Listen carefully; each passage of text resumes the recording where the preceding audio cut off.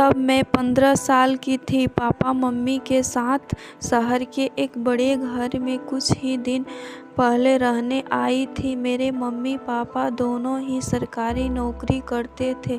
घर बड़ा होने के कारण काम करने के साथ साथ पूरे घर का भी देखभाल कर पाना मम्मी पापा के लिए बहुत ही मुश्किल था। इसलिए हमें एक नौकर की ज़रूरत थी। फिर एक दिन पापा के एक दोस्त ने अपने किसी जानने वाले के लड़के को हमारे घर काम करने के लिए भेजा। उसकी उम्र 24 से 25 साल की थी। जब मैंने उसे पहली बार देखा तो तभी उसको मेरी तरफ देखने के अंदाज से वो मुझे बिल्कुल भी अच्छा नहीं लगता था, लेकिन वह घर का काम बहुत अच्छे से करता था। इसलिए मम्मी ने उसे घर में रहने के लिए रख लिया। मैंने शहर के एक स्कूल में जाना शुरू कर लिया। एक दिन जब मैं स्कूल से घर वापस आई तो काफ़ी थका हुआ महसूस कर पा रही थी। मैं अपने कमरे में गई और कपड़े बदलने लगी। जब मैं कपड़े बदल रही थी तो मुझे लगा जैसे कोई मुझे खिड़की से देख रहा है। मैंने खिड़की के पास जाकर देखा तो मुझे किसी की वहाँ से भागने की आहट महसूस हुई। फिर मैंने कपड़े बदलकर बाहर जाकर देखा तो नौकर हमारी गाड़ी साफ कर रहा था। वो मुझे सर से लेकर पाँव तक बहुत बुरी नज़रों से देख रहा था। वो लगातार मुझे घूरे जा रहा था। एक दो बार मैंने मम्मी को इसके बारे में बताने की कोशिश भी की थी। मुझे नौकर की हरकतें बिल्कुल भी ठीक नहीं लगती, लेकिन मम्मी ने इस पर ज़्यादा ध्यान नहीं दिया। फिर एक दिन मैं सुबह थोड़ा लेट उठी। उस दिन मुझे स्कूल से छुट्टी थी।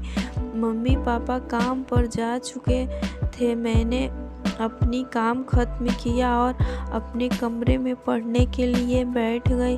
तभी नौकर मेरे कमरे में आया और पूछने लगा, खाने में क्या बनाऊं? मैंने कहा, कुछ भी बना दो। फिर कुछ देर बाद वो खाना बनाकर लाया तो मैंने बिना सोचे समझे खाना खा लिया। खाना खाते ही मुझे कुछ अजीब सा महसूस होने लगा और मैं बेड पर लेट गई। तभी कुछ देर बाद नौकर मेरे कमरे में आया। मुझे बहुत तेज नींद आ रही थी। मैं बेड से हिल भी नहीं पा रही थी। मुझे सब कुछ धुंधला सा नज़र आ रहा था। तब नौकर मेरे पास आया और पूछने लगा, क्या आप ठीक हो मैडम?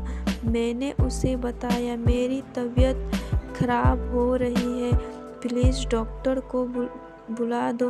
वो मेरे करीब आकर बैठ गया। उसने कहने लगा, डॉक्टर की क्या ज़रूरत है मैडम, मैं खुद ही आपको ठीक कर दूंगा। मैं कुछ समझ पाती उससे पहले ही उसने अपनी कपड़े उतारना शुरू कर दिया। मैं काफ़ी डर गई, लेकिन मैं बिल्कुल भी हिल डुल नहीं पा रही थी और किसी तरह से अपने आप को जगाए रखने की कोशिश कर रही थी। तब वो मेरे पास लेट गया, मेरी टी शर्ट में अपना हाथ डालकर मेरी छाती पर फेरने लगा। मेरी दिल की धड़कनें बहुत तेज चल रही थी। उसने कहा, बहुत मज़ा आएगा मैडम, बस एक बार करने दो। मैं ना चाहते हुए भी खुद को इस तरह से छूने से रोक नहीं पा रही थी।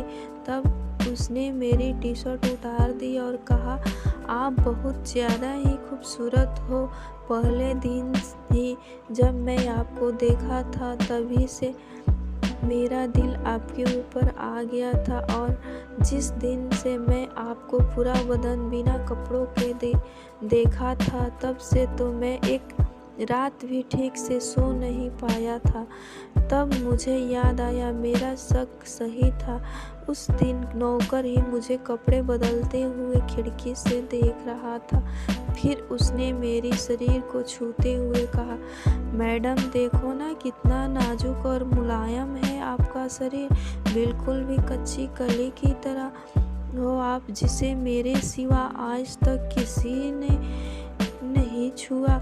मैं बहुत थी, तब तक मैं कुछ ठीक से बोल भी नहीं पा रही थी और मैं उससे ऐसा ना करने की मिन्नतें करने लगी, लेकिन उससे मेरी मिन्नतों से कोई फर्क ही नहीं पड़ता था।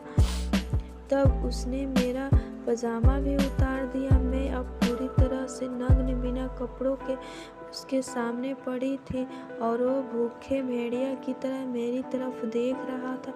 फिर उसने मेरी शरीर को सबसे कोमल हिस्से को छुआ और कहा, अब तो आपको भी मज़ा आने लग गया होगा मैडम, अब तो मैं कुछ बोलने के काबिल भी नहीं थी। फिर वह मेरे ऊपर आ गया और मेरी शरीर के हर मुलायम हिस्से को पागलों की तरह चूमते हुए काटने लगा। मैं जितना हो सके अपने आप को दूर करने की कोशिश कर रही थी, लेकिन मेरे शरीर में तो जैसे जान ही नहीं हो। फिर एकदम से मुझे ऐसा महसूस हुआ जैसे किसी ने नीचे से मेरे पेट में छुरी घोंप दी हो। मेरे लिए उस दर्द को सह पाना असहनीय था, लेकिन मैं कुछ कर भी नहीं सकती थी। फिर वह लगातार मेरे हर एक अंग पर काटता, काफ़ी देर तक ज़बरदस्ती मेरे साथ अपनी हवस पूरी करता रहा। तब तक भी मैं होश में थी। फिर जैसे ही उसने अपना काम खत्म किया, मैंने रोते हुए एक बार फिर से डॉक्टर को बुलाने के लिए कहा, लेकिन उसका मन इतने से भी नहीं भरा था और उसने फिर से मेरे साथ यही सब करना शुरू कर दिया।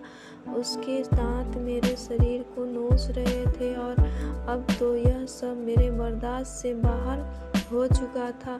पर उस बात तो मैं बेहोश ही हो गई थी। फिर जब मुझे होश आया तो मैं हॉस्पिटल के बेड पे पड़ी थी। मम्मी पापा मेरे साथ बैठे थे और मम्मी लगातार रोए जा रही थी। मैंने धीमी सी आवाज़ में मम्मी से कहा, मम्मी मैंने तो आपको पहले ही बताया था, लेकिन तब तक आपने मेरी बातों का ध्यान नहीं दिया।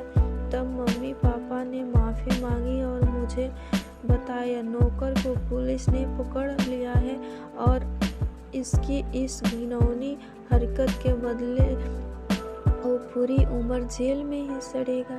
कई बार हम कुछ बातों को छोटा समझकर नज़रअंदाज कर देते हैं, लेकिन वही छोटी छोटी गलतियाँ किसी की ज़िंदगी बर्बाद कर सकती है। हेलो दोस्तों, वीडियो पसंद आए तो वीडियो को लाइक कीजिए। ऐसे ही इंटरेस्टिंग वीडियो सुनने के लिए मेरे चैनल को सब्सक्राइब कीजिए। वीडियो कैसा लगा कमेंट सेक्शन में ज़रूर बताइएगा।